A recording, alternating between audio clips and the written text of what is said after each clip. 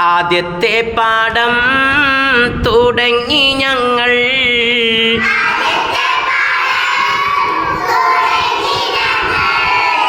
അലിഫ് എഴുതാൻ പഠിച്ചു ഞങ്ങൾ.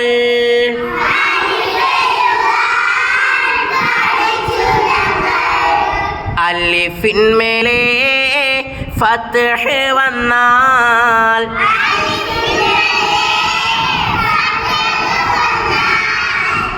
എന്നാണല്ലോ ഞങ്ങൾ പഠിച്ചു.